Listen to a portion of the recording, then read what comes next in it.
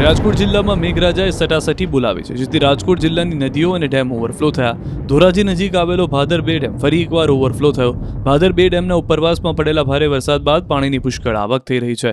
ડેમમાં 1300 ક્યુસેક પાણીની આવક અને જાવક છે. ડેમના 2 દરવાજા 1 ફૂટ ખોલવામાં આવ્યા છે, જેથી ધોરાજી, ઉપલેટા, માણાવદર, કુતિયાણા અને પોરબંદર સુધીના ભાદર નદી કાંઠાના ગામોને એલર્ટ કરાયા.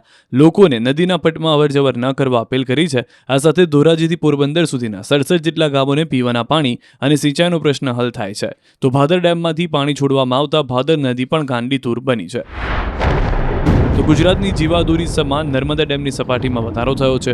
ઉપરવાસમાંથી પાણીની આવક વધતા ડેમની સપાટીમાં વધારો થયો. ઉપરવાસમાંથી 25,591 ક્યુસેક પાણીની આવક થઈ રહી છે, જેથી હાલ નર્મદા ડેમની સપાટી 117.52 મીટરે પહોંચી. પાણીની આવક થતાં RBPH2 અને CHPHનું એક પાવર હાઉસ ચાલુ થયું. નર્મદા ડેમની મેઇન કેનાલમાં 12,750 ક્યુસેક પાણી છોડવામાં આવી રહ્યું છે. QR કોડ સ્કેન કરો અને ડાઉનલોડ કરો ન્યૂઝ 18 એપ. મેળવો ગુજરાત અને દેશ દુનિયાની પળે પળની અપડેટ્સ.